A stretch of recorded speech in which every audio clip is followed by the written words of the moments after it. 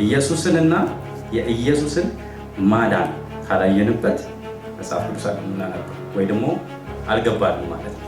እኛ በእርሱ ሆነን እግዚአብሔር ጽድቅ እንድንሆን ኃጢአት የማያውቀውን ኢየሱስ ልጁን ስለ እኛ ኃጢአት አደረገው። ያ ማለት ግን ኢየሱስ ኃጢአት ሰራ ሳይሆን ኃጢአትን ሆነልን ማለት ነው። እኛ ደግሞ በእግዚአብሔር ፊት ተቀባይነትን እንድናገኝ የእግዚአብሔርን ጽድቅ ወሰድን ማለትም ኢየሱስን ለበስን ማለት ነው። ሃሌሉያ! ከእግዚአብሔር አብ የተወለደው መጀመሪያ የሌለውን መጨረሻ የሌለውን እርሱን ልፍታላችሁ። ከእግዚአብሔር አብ ጋርና ከእግዚአብሔር መንፈስ ቅዱስ ጋር እኩል የሆነው ኢየሱስን እርሱን ልፍታላችሁ ወይስ በደለኛውን፣ ኃጢአተኛውን፣ ተሳዳቢውን፣ ነፍሰ ገዳዩን ኢየሱስ ልፍታላችሁ አላችሁ?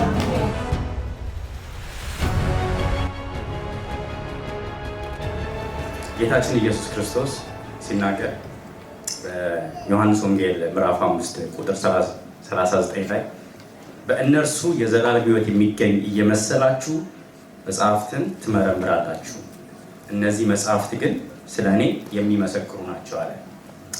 እግዚአብሔር አምላክ ሆይ እናመሰግንሃለን፣ እናመሰግንሃለን ስለረዳህን፣ ስለወደድከን፣ ስለመረጥከን፣ ከጨለማ ወደ ብርሃን ስላመጣን እግዚአብሔር ሆይ እናመሰግንሃለን። ይሄ ወንጌል አይቅለልብን፣ መጽሐፍት ሁሉ ስለ ይናገራሉ ብለሃልና እግዚአብሔር አምላክ ሆይ ቃልህን ግለጥልን፣ ከምናውቅ በላይ እንወቅ። መንፈስ ቅዱስ አግዘን። እዚህ የመጡትን እግዚአብሔር ልባቸውን ክፈት። የምናደርገው ሁሉ ክብር ለአንተ ኢየሱስ ይሁን። እንወድሃለን አባ፣ አሜን። እንግዲህ መጽሐፍ ቅዱሳችንን ከዘፍጥረት መጽሐፍ እስከ ራእይ አንብበን ኢየሱስንና የኢየሱስን አዳኝነት ካላገኘንበት የምናነበው መጽሐፍ ቅዱስ አይደለም፣ ሌላ መጽሐፍ ነው ማለት ነው። ኢየሱስንና የኢየሱስን ማዳን ካላየንበት መጽሐፍ ቅዱስ አይደለም የምናነበው ወይ ደግሞ አልገባንም ማለት ነው። ዘሌዋውያን ምዕራፍ 16 ላይ ሁለት ፍየሎችን እንመለከታለን። እንግዲህ ምን ብለናል? መጽሐፍት ሁሉ ስለ እኔ የሚመሰክሩ ናቸው ብለናል እና ዘሌዋውያን ምዕራፍ 16 ላይ ሁለት ፍየሎች አሉ። on the day of atonement ወይ ደግሞ ዮም ኪፖር የሚባል ቀን አለ። በዛ ቀን ውስጥ የሚሰዋ አንድ ፍየል አለ፣ አንድ ፍየል ደግሞ ወደ ምድረ በዳ የሚሰደድ አለ ማለት ነው። እነዚህ ሁለቱም ፍየሎች የጌታችን ኢየሱስ ክርስቶስ ምሳሌ እንደሆኑ አሳያቸዋለሁ ማለት ነው። ከቁጥር 5 እስከ 10 እናነባለን። ዘሌዋውያን ምዕራፍ 16 ከቁጥር 5 እስከ 10።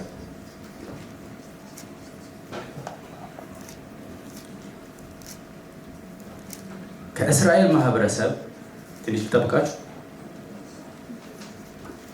ከእስራኤል ማህበረሰብ ለኃጢአት መስዋዕት 2 ተባዖት ፍየሎች፣ የሚቃጠል መስዋዕት 1 አውራ በግ ይወሰድ።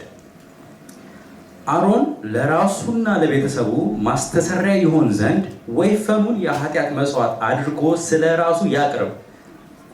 2 አውራ ፍየሎች ወስዶ፣ አውራ ማለት ወንድ ማለት ነው። 2 አውራ ፍየሎች ወስዶ በመገናኛው ድንኳን ደጃፍ ወስዶ በእግዚአብሔር ፊት ያቁማቸው። አሮን አንዱን ዕጣ ለእግዚአብሔር፣ ሌላውን ለሚለቀቀው ፍየል ለማድረግ በሁለቱ ፍየሎች ላይ ዕጣ ይጣል። በዕጣ ለእግዚአብሔር የደረሰውንም ፍየል አውጥቶ ለኃጢአት መስዋዕት በማድረግ ይሰዋ። ቁጥር 10 ወደ ምድረ በዳ ተለቆ ማስተሰሪያ ይሆን ዘንድ እንዲለቀቅ ዕጣ የወጣበት ፍየል ከሕይወቱ በእግዚአብሔር ፊት ይቅረብ ይላል። እንግዲህ የፍየልና የኮርማዎች ደም ኃጢአትን ምን ሊያደርግ አይችልም? ሊያስወግድ አይችልም። ኦኬ፣ የፍየልና የኮርማዎች ደም ኃጢአትን ሊያስወግድ አይችልም። ዕብራውያን ምዕራፍ 10 ቁጥር 4 እስከ 5 እንደዚህ ይላል፣ ምክንያቱም የኮርማዎችና የፍየሎች ደም ኃጢአትን ማስወገድ አይችልም። ስለዚህ ክርስቶስ ወደ ዓለም በመጣ ጊዜ እንዲህ ብሏል፣ መስዋዕትንና መባን አልፈለግክም፣ ስጋን ግን አዘጋጀህልኝ። ምክንያቱም የኮርማዎችና የፍየሎች ደም ኃጢአትን ማስወገድ አይችልም። ስለዚህ ክርስቶስ ወደ ዓለም በመጣ ጊዜ እንዲህ ብሏል፣ መስዋዕትንና መባን አልፈለግክም፣ ስጋን ግን አዘጋጀህልኝ ይላል። ክብር ለኢየሱስ ይሁን። ታዲያ እንዴት ነው ኢየሱስ ኃጢአታችንን ሊያስወግድ የቻለው ብለን ስንመለከት ጌታችን ኢየሱስ ክርስቶስ የገባው የፍየልና የጥጆችን ደም ይዞ ሳይሆን የራሱን ደም ይዞ ወደ ቅድስተ ቅዱሳን ለአንዴና ለመጨረሻ ጊዜ ገባ። ክብር ሁሉ ለኢየሱስ ይሁን። ስለዚህ የገባው የፍየልና ጥጆችን ደም ሳይሆን የራሱን ደም ይዞ ወደ ቅድስተ ቅዱሳን ለአንዴና ለመጨረሻ ጊዜ ገባ። ኦኬ። በብሉይ ኪዳን በየዓመቱ ነው ይህንን ነገር የሚያደርጉት። ለምን? ኃጢአትን ስለማያስወግድ። ጌታችን ግን መደጋገም አላስፈልገውም። በየዓመቱ ማድረግ አልተጠበቀበትም። አንዴና ለመጨረሻ ጊዜ ወደ ቅድስተ ቅዱሳን ገባ። ክብር ሁሉ ለኢየሱስ ይሁን። ሁለቱ ፍየሎች እንግዲህ የሚሆኑት ምንድን ነው? የመጀመሪያው ፍየል ይሰዋል፣ ለኃጢአታችን ይሰዋል። ሁለተኛው ፍየል ደግሞ ኃጢአትን በሙሉ ተሸክሞ ወደ ምድረ በዳ ይሄዳል ማለት ነው፣ ላይመለስ። ኦኬ። ያንን ፍየል የሚያገኘው ሰው የለም። ወደ ምድረ በዳ ሰው ወደማይኖርበት ነው የሚሄደው። ያንን ፍየል የሚያገኘው ሰው የለም። ይህ ምን ያመላክታል? ጌታችን ኢየሱስ ክርስቶስ ስለ ኃጢአታችን ሞተ።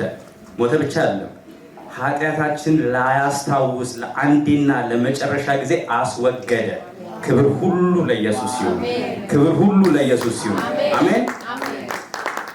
ሐዋርያው ጳውሎስ እንደዚህ አለ፣ እኛ በእርሱ ሆነን የእግዚአብሔር ጽድቅ እንድንሆን ኃጢአት የሌለበትን እርሱን ስለኛ ኃጢአት አደረገው። ሃሌሉያ ሃሌሉያ። ኢየሱስ እኛ በእርሱ ሆነን የእግዚአብሔር ጽድቅ እንድንሆን ኃጢአት የማያውቀውን ኢየሱስ ልጁን ስለ እኛ ኃጢአት አደረገው። ያ ማለት ግን ኢየሱስ ኃጢአት ሰራ ሳይሆን ኃጢአትን ሆነልን ማለት ነው። እኛ ደግሞ በእግዚአብሔር ፊት ተቀባይነትን እንድናገኝ የእግዚአብሔርን ጽድቅ ወሰድን፣ ማለትም ኢየሱስን ለበስን ማለት ነው። ክብር ሁሉ ለኢየሱስ ይሁን።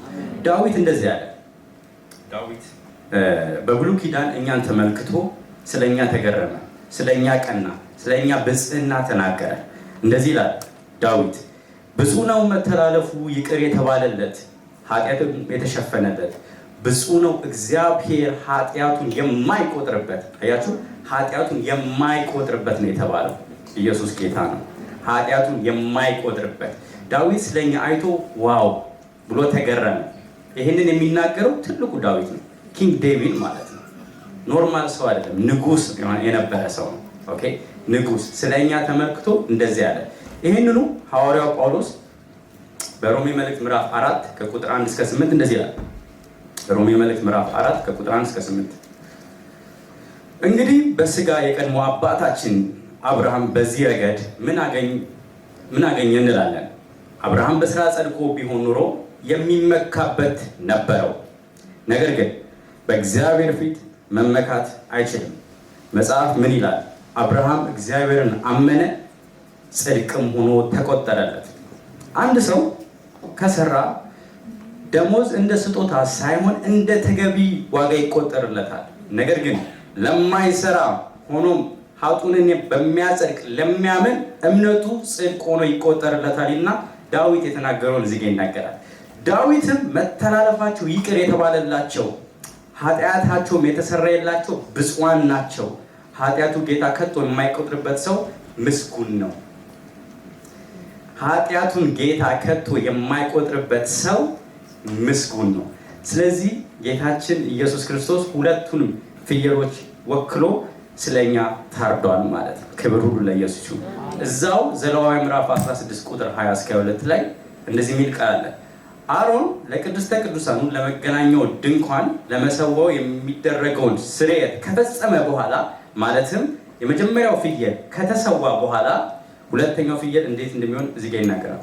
በሕይወት ያለውን ፍየል ወደፊት ያቅርበው፣ ሁለቱን እጆቹን በሕይወት ባለው ፍየል ራስ ላይ ይጫን፣ በላዩም የእስራኤላውያንን ክፋትና አመፅ ኃጢአታቸውን ሁሉ ይናዘዝ፣ እነዚህንም በፍየሉ ራስ ላይ ይጫን። ፍየሉም ለዚህ ተገቢ ተግባር በተመደበው ሰው እጅ ወደ ምድረ በዳ ይሰደድ። ፍየሉ ኃጢአታቸውን ሁሉ ተሸክሞ ወደ ምድረ በዳ ይሄዳል። ሰውየውም ፍየሉን ሰው ሊኖርበት በማይችል ስፍራ ይለቀዋል ይላል። እንግዲህ አሮን እግዚአብሔር አብን ወክሎ አሮን እግዚአብሔርን አብን ወክሎ የእስራኤላውያንን ልጆች ኃጢአት በሙሉ በሁለት እጁ በፍየሉ ላይ ጭኖ ኃጢአታቸውን ይናገራል፣ ኃጢአታቸውን ይናዘዛል።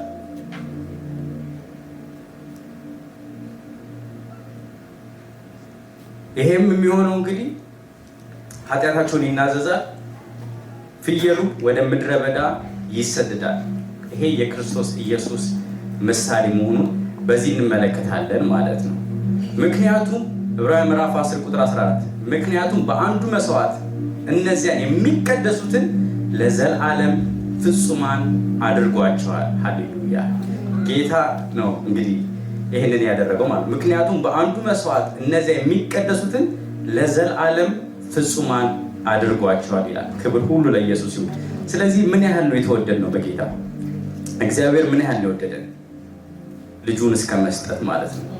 ልጁን እስከ መስጠት ወዶናል ማለት ነው። በእርሱ የሚያምን ሁሉ የዘላለም ሕይወት እንዲኖረው እንጂ እንዳይጠፋ እግዚአብሔር አንድያ ልጁን እስኪሰጥ ድረስ ዓለምን እንዲሁ ወዷል። የሆነ ነገር አድርገን አለም እግዚአብሔር የወደደን። መልካም ሰዎች ሆነን ሳለን አለም እግዚአብሔር የወደደን። ክፉዎች ነን። ስላደረግነው የጽድቅ ስራ ሳይሆን ከምሕረቱ የተነሳ አዳነን። ያዳነንም ዳግም ልደት በሆነው መታጠብና በመንፈስ ቅዱስ መታደስ ነው። ክብር ለኢየሱስ ይሁን። ኢየሱስ ዛሬም ያድናል። መጽሐፍ ቅዱሳችን ላይ ስለ አንድ ሰው ልንገራችሁ እስኪ። አራቱም ወንጌላት ላይ የተጻፈ ሰው ነው። ስሙ ባራባስ ይባላል። ታስታውሱት ከሆነ ስለ ባራባስ አንብባችኋል። ስለ ባራባስ ዮሐንስ ጽፏል፣ ማቴዎስ ጽፏል፣ ማርቆስ ጽፏል፣ ሉቃስ ጽፏል፣ ዮሐንስ ጽፏል። አራቱም ጽፏል ስለ ባራባስ። እንግዲህ የባራባስን ስም ትርጉም ምናልባት የሚያውቅ ሰው አለ? ችግር የለውም እነግራቸዋለሁ። ባራባስ ማለት የስሙ ትርጉም በአረሚክ ሰን ኦፍ ዘ ፋዘር ማለት ነው። ሰን ኦፍ ዘ ፋዘር ባራባስ። ሁለቱም ፍየሎች እያሰባችሁ ስሙ። ባራባስ። ይሄ ባራባስ ፈርስት ኔምም አለው። ኦኬ፣ ፈርስት ኔም አለው። ስሙ ኢየሱስ ይባላል።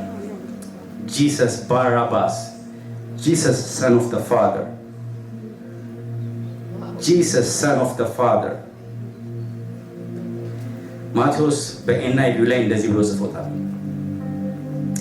At that time they had a well-known prisoner whose name was Jesus Barabbas. So when the crowd had gathered, Pilate asked them, "Which one do you want me to release to you? Jesus Barabbas or Jesus who is called the Messiah?"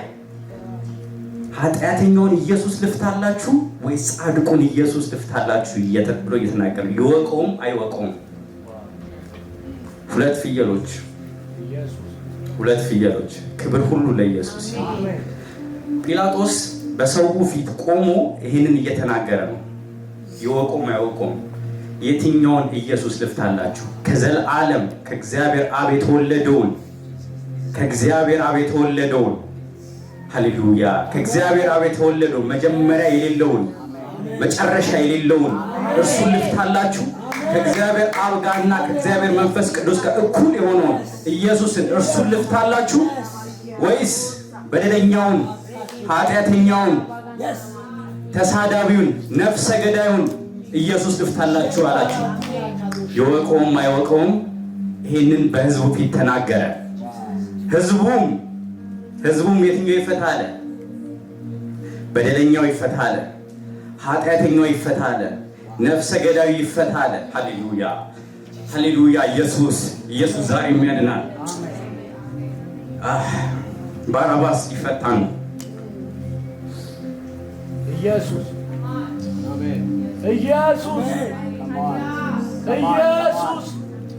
የትኛው ኢየሱስ ይፈታ?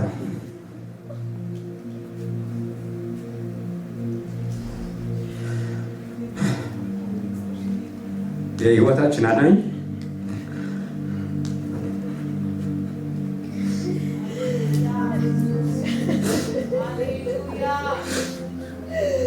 ወይስ በደለኛው? እኛ እንፈታ ወይስ ጻድቁ ኢየሱስ ይፈታ? ባራባስ እኛ ነን።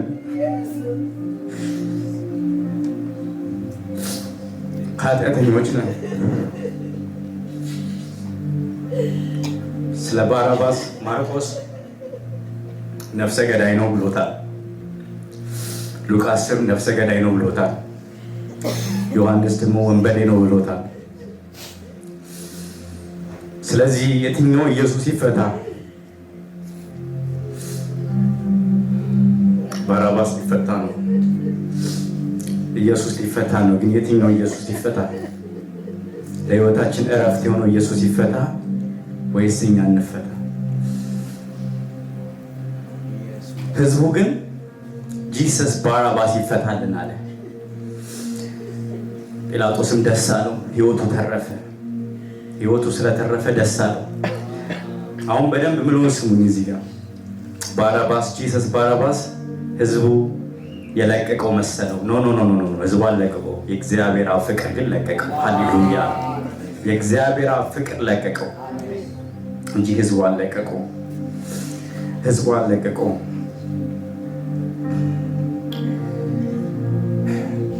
ኢየሱስ የእግዚአብሔር ልጅ መሳያ የሆነው ኢየሱስ ለባራባስ ሞቷል እንዴ?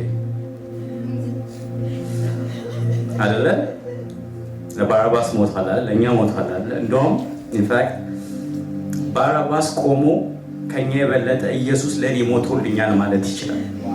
እንደውም በሱ ቦታ በትክክል የሞተው ራሱ መሳያው ኢየሱስ፣ የናዝሬቱ ኢየሱስ። ባራባስ ግን እኛን ይወክላል። ስለዚህ እግዚአብሔር በትልቅ ፍቅሩ ስለወደደን በትልቅ ፍቅሩ ስለወደደን በልጁ ጨከነ።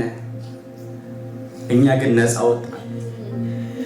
ታስታውሱ ከሆነ ሕዝቅኤል መጽሐፍ ምዕራፍ 18 ቁጥር 4 ላይ ኃጢአት የሰራች ነፍስ እርሷ ትሞታለች ይላል። ይሄ እግዚአብሔር ቃል ነው። ኃጢአት የሰራች ነፍስ እሷ ትሞታለች። ስለዚህ መሞት ነበረ፣ ሞት መጣ። እግዚአብሔር ግን ነው ልጄን እልከዋለሁ፣ ልጄ በእናንተ ፈንታ ይሞትላችኋል አለ። ክብር ሁሉ ለኢየሱስ ይሁን። እንደዚህ ላይ ሮሜ መልእክት ምዕራፍ 5 ቁጥር 8 ላይ ነገር ግን ኃጢአተኞች ሳለን ክርስቶስ ለኛ ሞተ። ሃሌሉያ! ይህም እግዚአብሔር ለኛ ያለውን የራሱን ፍቅር ያሳያል።